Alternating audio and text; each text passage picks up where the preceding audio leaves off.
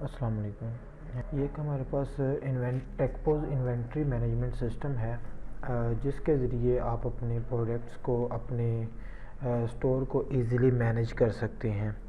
तो अभी हम इसको ओपन करते हैं। तो इसके लिए हमारे पास यूज़र नेम है, एडमिन है। तो मैं एडमिन से और नीचे हमारे पास पासवर्ड जो है, हम इसको पासवर्ड असाइन करते हैं और उसके बाद हम इसको लॉगिन करेंगे। तो जो भी आपका यूज़र रजिस्टर्ड होगा उसी नाम से आप इसको लॉगिन कर सकते हैं। तो आप इसको लॉगिन करेंगे। जैसे ही आपने लॉगिन किया तो देखें ये इसका एक मेन डैशबोर्ड आया जो कि आपके मुकम्मल सॉफ्टवेयर की समरी को यहाँ पर डिस्प्ले करवा रहा है। जैसे कि आपकी जो टोटल 2 डे सेल है, रिटर्न हुई हैं, कैश पे कितनी हुई है और क्रेडिट पे कितनी है, टोटल सेल आपके पास कितनी है। जो भी यूज़र आपका लॉगिन होगा उसी की शो करेगा। अगर आप एडमिन से लॉगिन है तो उसके पास कंप्लीट यहाँ पर आज की सेल और रिटर्न शो हो रही होगी थी।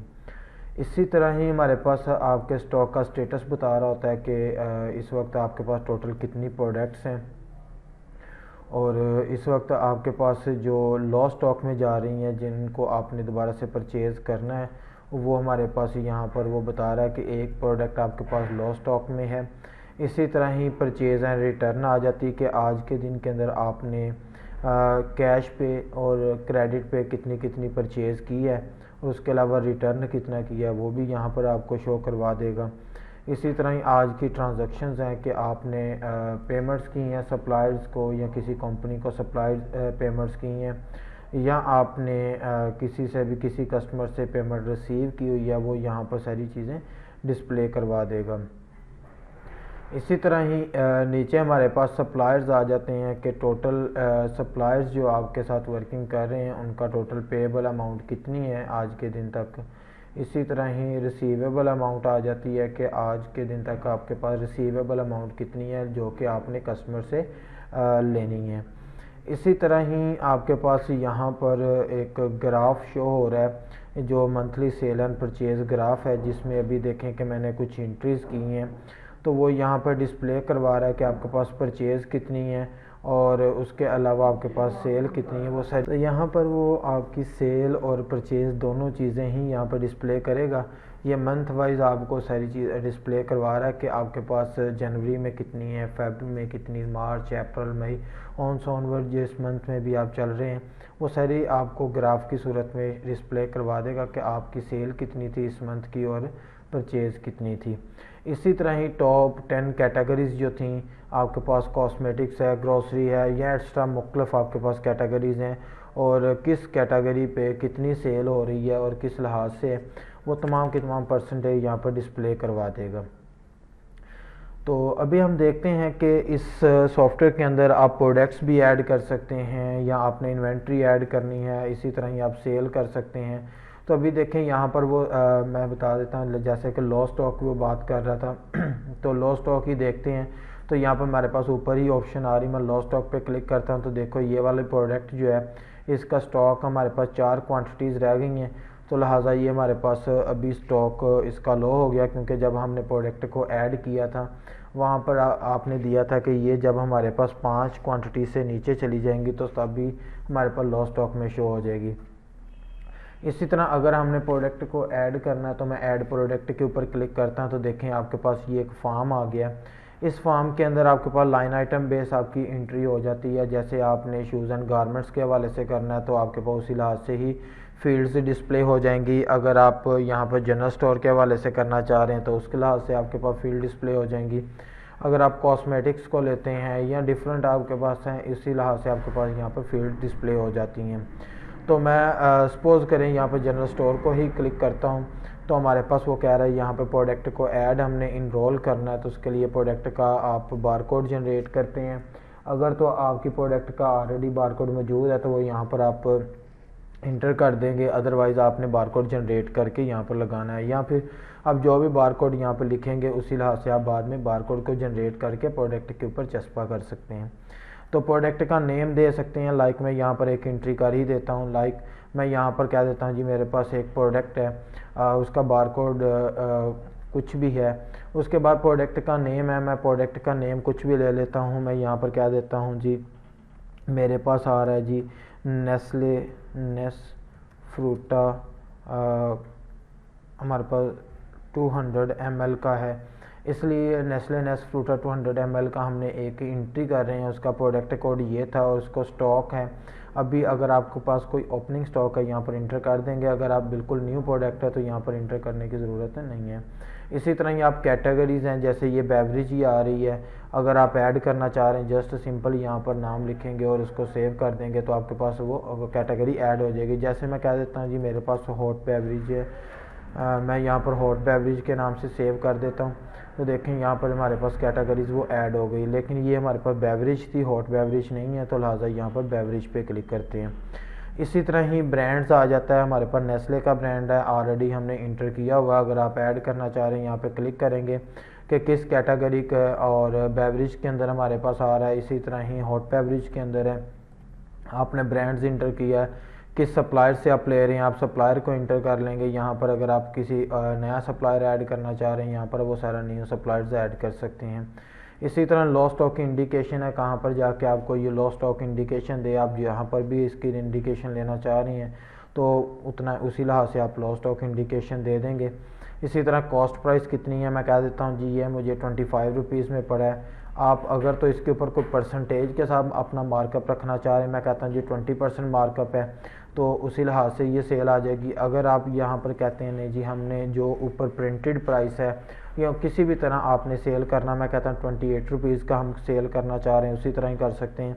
तो सिंपली आप सेव के ऊपर क्लिक कर देते हैं तो हमारे पास यहाँ पर एक नई प्रोडक्ट ऐड हो गई है। अगर मैं प्रोडक्ट लिस्ट के अंदर ही जाता हूँ तो देखो यहाँ पर ये चीज़ हमारे पास प्रोडक्ट ऐड हो चुकी है। इसका भी स्टॉक हमने इंटर नहीं किया, हम इन्वेंट्री के अंदर जाकर स्टॉक इंटर कर सकते हैं और इसकी कॉस्ट प्राइस क्या थी और सेल प्राइस क्या क्या चीज़ें हैं। इसी तरह अगर आप इसको डिलीट करना चाह रहे हैं, दोबारा से एडिट करना है या इसका बारकोड प्रिंट करना, तो यहाँ पर आप क्लिक कर सकते हैं। तो देखें इस तरीके से हम बहुत ही आसानी के साथ जो है ना एक नई प्रोडक्ट्स को ऐड कर रहे हैं। इसी तरह इस प्रोडक्ट की अगर हमने इन्वेंट्री करनी है, नया स्टॉक इंटर करना है, तो मैं इन्वेंट्री के ऊपर ही क्लिक करता हूँ तो वो क्या देता है जी किस रिसीविंग डेट क्या है, किस डेट को वो रिसीव हुआ है, और जो हमारे सप्लायर का बिल नंबर था वो आपने इंटर किया है। ये इसलिए करवा रहे हैं ताकि आप कल को अगर आपका सप्लायर जो है ना अपना बिल लेके आता तो उसका बिल नंबर को देख के भी आप इसको देख सकते हैं कि इस बिल नंबर की क्या स्टेटस था। इसी तरह ही आप कंपनी को सिलेक्ट करते हैं, उस कंपनी का बैलेंस डिस्प्ले हो जाएगा कि आपने कितने उसके पेएबल हैं। इसी तरह ही आपके पास सप्लायर जो उसका होगा, सप्लायर को सिलेक्ट कर लेंगे और उसका बैलेंस डिस्प्ले हो जाएगा। इसी तरह आप ये प्रोडक्ट जो है वो क्रेडिट पे परचेज़ कर रहे हैं या कैश पे कर रहे हैं, तो आप लाइक ये इसको क्रेडिट पे कर रहे हैं, मैं क्रेडिट ही करता हूँ तो ये हमारे पास लेजर में चला जाएगा। अगर आप इसको कैश करेंगे तो कैश हो जाएगा, लेजर में डिस्प्ले नहीं होगा। इसी लेजर में डिस्प्ले तो होगा लेकिन वो हमारे पास बैलेंस उसमें प्लस नहीं होगा। कैश एंड क्रेडिट करेंगे तो हमारे पास पेमेंट अमाउंट है कि अगर बिल फर्ज आपके पास कुछ अमाउंट बनी है, सपोज करें 20,000 का बिल था, आपने उसमें से 10,000 पे कर दिया, बाकी नहीं किया, तो वो यहाँ पर 10,000 लिख देंगे। फ्रेट एक्सपेंस ऐड करना है, लोडिंग एक्सपेंस, एक्स्ट्रा ये सारे एक्सपेंसेस वगैरह हैं, और टैक्स वगैरह ये सारी चीज़ें आप ऐड कर सकते हैं। इसी तरह ही प्रोडक्ट ऐड करनी है तो मैं यहाँ पर ही जाता हूँ, तो देखें ये अभी हमने जो नेस्ले नेस्फ्रूटा किया था इसी को ही मैं यहाँ पर सिलेक्ट करता हूँ और वो मैं कह देता हूँ जी इसकी कितनी क्वांटिटी रिसीव हुई है। मैं कहता हूँ जी 50 पीसीज रिसीव हुए हैं, क्योंकि हमने एंट्री पीसीज के लिहाज से की थी। ये 1250 रुपये था, अब हमारे पास बिल कितना था, मैं कहता हूँ जी 1250 ही था। अगर प्लस माइनस था तो वो यहाँ पर करेंगे तो हमारे पास वही चीज़ें डिफरेंस ही यहाँ पर डिस्प्ले करवा देगा। तो अभी देखें इसको मैंने कोई भी पेमेंट नहीं की, लिहाजा मैं इसको कह देता हूँ जी मेरे पास फ़र्ज़ करें कि कैश भी था, हमने पेमेंट कर दी है, तो मैं इसको सेव कर देता हूँ। अगर आप इसी तरह ही प्रोडक्ट्स के अंदर जाके देखते हैं तो अभी हमने इसकी क्वांटिटी 50 की है, तो प्रोडक्ट लिस्ट में जाएंगे तो देखें यहाँ पर उसकी क्वांटिटी 50 हो चुकी है। तो इस तरीके से आप प्रोडक्ट को ऐड करने के बाद उसकी इन्वेंट्री ऐड कर सकते हैं। फिर उसको सेल करना है तो हम बड़ी आसानी से जो है ना वो उसको सेल भी कर सकते हैं। तो जो हमारा पॉइंट ऑफ सेल है वो बड़ा ही आपके सामने ये चीज़ें डिस्प्ले हो रही हैं, हर चीज़ यहाँ पर समराइज़ है। जैसा कि मैं यहाँ पर किसी भी चीज़ को सेल करना चाह रहा हूँ, मैं इसी नेस्ले नेस्फ्रूटा को करता हूँ, F2 प्रेस करता हूँ, मैं कहता हूँ 10 क्वांटिटीज़ हैं, तो वो उसी लिहाज से आपके पास का वैल्यू उसको काउंट करता चला जा रहा है। अगर आप डिस्काउंट लगाना चाह रहे हैं, मैं कहता हूँ 10% डिस्काउंट है, तो वो आपको प्रोडक्ट की डिस्काउंट भी यहाँ पर वैल्यू डिस्प्ले करवा रहा है। टोटल क्वांटिटीज़ कितनी आप दे रहे हो, टोटल बिल कितना बना था और पेएबल अमाउंट्स कितनी हैं, वो यहाँ पर डिस्प्ले करवा रहा है। अगर आप किसी कस्टमर को ऐड करना चाह रहे हैं तो आप कस्टमर्स को भी ऐड कर सकते हैं। प्लस के ऊपर क्लिक करते हैं तो यहाँ पर जाके हम कस्टमर का नेम वगैरह डिस्प्ले करवा, यहाँ पर कस्टमर का नेम है, फ़र्ज़ करें मैं अली कहता हूँ, इसका मैं ओपनिंग बैलेंस 0 कर देता हूँ। ये मैं कह देता हूँ जिससे पुराने कोई 1000 रुपया लेने वाला था। अगर आपका रनिंग में बिज़नेस है तो आप यहाँ पर उसका किसी कस्टमर का ओपनिंग भी लिख सकते हैं। अगर नहीं है तो आपके पास फर्स्ट कस्टमर है तो आप इसको ओपनिंग बैलेंस 0 छोड़ देंगे। इसी तरह उसका आईडी कार्ड है, फ़ोन नंबर है, ये ऑप्शनल चीज़ें हैं सारी। और अगर आप इसको कोई डिस्काउंट लगाना चाह रहे हैं तो आप इसको डिस्काउंट भी लगा सकते हैं। लाइक मैं बिल डिस्काउंट ही कहता हूँ, मैं कहता हूँ जी इसको मैंने 10% डिस्काउंट देना है और इसको मैं कर देता हूँ सेव। तो देखें कि जैसे ही मैंने यहाँ पर किया, मैं फिर वक्त उसको प्रोडक्ट डिस्काउंट नहीं दे रहा, मैं यहाँ पर जाके इस कस्टमर को सिलेक्ट किया, उसका पुराना रिसीवेबल भी आपके पास डिस्प्ले हो गया।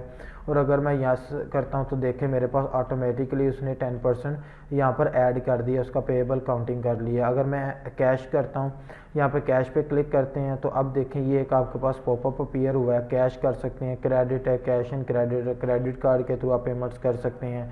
तो credit card number, account number inter करेंगे। अगर आप कैश एंड क्रेडिट है तो आप वो कर सकते हैं, क्रेडिट करेंगे क्रेडिट हो जाएगा, अगर आप कैश करते हैं तो कैश हो जाएगा। सेलमैन भी आप मैनेज कर सकते हैं। मैं कैश पे ही जाकर मैं कह देता हूँ जी उसने मुझे 500 रुपीज़ दिए थे, हमने उसको 248 रिटर्न करने हैं, लेकिन हम 2 रुपये जो है ना वो उसको एडजस्टमेंट में डाल देते हैं, हम उसको 250 रिटर्न कर रहे हैं। तो यहाँ पर करने के बाद अगर आप प्रिंट लेना चाह रहे हैं तो चेक है, अगर आप इसको अनचेक करेंगे तो ये प्रिंटिंग नहीं होगा। तो यहाँ पर जाकर मैं इसको प्रिंट पे क्लिक कर देता हूँ, या फिर आप इंटर प्रेस करेंगे तो ये आपके पास बिल जो है ना वो सेव हो जाएगा। तो अब देखें अगर मैं डैशबोर्ड पे ही जाता हूं तो यहाँ पर देखें ये 250 रुपीज़ मेरे पास कैश पे हुआ था, ये सारी चीज़ें हैं और 3 प्रोडक्ट्स हो चुकी हैं। इसी तरह परचेज़ हमने जो आज 1250 की थी वो सारी चीज़ें हैं। पेमेंट्स अगर हमने कैश पे किया था इसलिए हमारे पास पेमेंट्स में आ गया। और इसी तरह ही कस्टमर के हमने 1000 रुपया लेने वाला जो अभी हमारे पास था। तो देखें कि इस तरीके से आप अपने कस्टमर्स को, सप्लायर्स को, जो भी आपके इसके स्टोर की ज़रूरत है उस तमाम ज़रूरियात को ये हमारा टेकपोज जो सॉफ्टवेयर है, इन्वेंट्री मैनेजमेंट सिस्टम जो सॉफ्टवेयर है, ये तमाम तर ज़रूरियात को पूरा कर रहा है। तो इसी तरह ही अगर आप इसको क्लोजिंग भी करना चाह रहे हैं, शाम को क्लोजिंग करना चाह रहे हैं, आप किसी इनवॉइस की डिटेल चेक करना चाह रहे हैं, यहाँ पे इनवॉइस नंबर इंटर करेंगे तो वही चीज़ आ जाएगी। अगर आप बारकोड जनरेट करना चाह रहे हैं, बारकोड जनरेट कर सकते हैं। इसी तरह ही आपके पास एक्सपेंस ऐड करना है तो ऐड एक्सपेंस के ऊपर क्लिक करते हैं तो यहाँ पर जाके एक्सपेंस ऐड कर सकते हैं। उसका जो भी आपके पास अगर कोई पहले एक्सपेंस का हेड बनाया हुआ तो वो सारी चीज़ें आप ऐड कर सकते हैं। इसी तरह ही अगर मैं नेक्स्ट चलूँ तो हमारे पास यहाँ पे डे क्लोजिंग है, पीओएस क्लोजिंग्स हैं। अगर हम पेमेंट रिसीव करना चाह रहे हैं, सप्लायर्स की पेमेंट्स लेना चाह रहे हैं, अभी देखें मेरे पास कस्टमर्स जो है वो यहाँ पर डिस्प्ले हो रहा है और हमने पेमेंट्स की हैं, रिसीव नहीं की है। तो यहाँ पर जाके हम सप्लाई पेमेंट रिसीव पे भी क्लिक करते हैं तो हम उसी कस्टमर की से ही पेमेंट ले भी लेते हैं। मैं यहाँ पर कह देता हूँ उसने मुझे 500 रुपीज़ दे दिए हैं, तो मैं यहाँ पर जाके उसको सेव कर देता हूँ। तो यहाँ से भी आप सेपरेटली भी उसकी पेमेंट रिसीव कर सकते थे। तो यहाँ पर आप जाके चेक करेंगे तो आपके पास ये देखें आज की ट्रांजैक्शन में रिसीव 500 हुआ है और ये हमारे पास आ रहा है, ये हमारे पास सेल उतनी की उतनी ही है। तो इसी तरह अगर आप पीओएस क्लोजिंग भी करेंगे तो यहाँ पर जाकर मैं उस बंदे को सर्च करता हूँ तो यहाँ पर उसने डिस्प्ले करवा दिया कि 250 की आपकी सिस्टम कैश ये है और कस्टमर पेमेंट्स आपको 500 रुपये, टोटल आप 750 रुपये टोटल कैश बन रहा है। तो यहाँ पर आपके पास जो भी फिज़िकली कैश बनेगा वो भी आप ऐड कर सकते हैं। अगर मैं यहाँ पर रिपोर्ट्स के अंदर चला जाऊँ तो रिपोर्ट्स देखें कि हमारे पास ये आपकी डे समरी आ रही है। डे समरी के अंदर आपने कंपनी को पेमेंट की है, कंपनी को पेमेंट्स क्या थी, या आपने 1250 की परचेजिंग की थी और इसी तरह अली से 500 रुपया लिए और कैश इन हैंड आपने सेल। तो मैं वापस ही चला जाता हूँ तो यहाँ पर देखें नीचे उसने डिस्प्ले करवा दिया कैश सेल कितनी हुई है, क्रेडिट सेल है, क्रेडिट कार्ड सेल है, या फिर टोटल सेल कितनी हुई है, कस्टमर की पेमेंट्स हैं या टोटल क्या बन गया और पेमेंट्स क्या की है, अपने बैलेंस क्या है, 500 रुपया माइनस में चल रहा है, या कि आपकी क्लोजिंग बन जाएगी। इसी तरह शॉप इनकम स्टेटमेंट लेना चाह रहे हैं, जिस दिन की भी आप क्लोजिंग करेंगे इनकम स्टेटमेंट आपको रिटर्न कर देगा। अगर आप नेट इन्वेंट्री वर्थ देखना चाह रहे हैं, रिटेल के लिहाज से देखना चाह रहे हैं, रिटेल के लिहाज से, अगर आप एवरेज के लिहाज से, कॉस्ट के लिहाज से देखना चाह रहे हैं, कॉस्ट के लिहाज से देख सकते हैं। कस्टमर लेजर्स हैं, सप्लायर लेजर्स हैं, कंपनीज़ के लेजर्स हैं, टोटल रिसीवेबल एंड पेबल्स हैं, आपके पास जो भी लेने देने वाला सीन है, शॉप एक्सपेंस जो आपके पास हैं, रिपोर्ट्स जनरेट हो जाएगी। इसी तरह ही शॉप एक्सपेंस हेड वाइज आप रिपोर्ट लेना चाह रहे हैं, बैंक की लेजर समरी देखना चाह रहे हैं तो बैंक लेजर समरी को आप देख सकते हैं। इसी तरह ही आपके पास सेल एंड रिटर्न की रिपोर्ट्स हैं, तो ये डिफरेंट टाइप्स में आपके पास आ रही हैं। इसी तरह स्टॉक रिपोर्ट्स आ जाती हैं, स्टॉक रिपोर्ट आप देख सकते हैं, तो स्टॉक रिपोर्ट आ जाएगी आपके पास, स्टॉक रिपोर्ट यहाँ पर आ जाएगी। तो इसी तरह ही परचेज़ रिपोर्ट लेते हैं तो हमारे पास यहाँ पर परचेज़ रिपोर्ट भी सारी डिस्प्ले हो जाएंगी। तो इसी तरह प्रोडक्ट्स रिपोर्ट लेना चाह रहे हैं, प्रोडक्ट रिपोर्ट्स आपके पास रिटेल के लिहाज से लेना चाह रहे हैं, या आप प्रोडक्ट का लेजर ही चेक करना चाह रहे हैं, ये कब हमारे पास कितनी कितनी क्वांटिटी आई थी और कितनी कितनी हमारे पास सेल हुई है। इसी तरह हमारे पास इस वक्त क्या बैलेंस इसका चल रहा है। तो मैं इसको सर्च ही लाइक करता हूँ तो देखें 50 आपने क्वांटिटी अभी परचेज़ की थी इस GRN के अगेंस्ट, इसके बाद आपने 10 क्वांटिटियाँ सेल कर दी हैं और 40 आपके पास बैलेंस में चल रही है, ये साइल ID चल रही है, ओपनिंग स्टॉक इसका कुछ नहीं था। तो इस तरह से आप इसकी मुकम्मल एक रिपोर्ट भी जनरेट कर सकते हैं जी।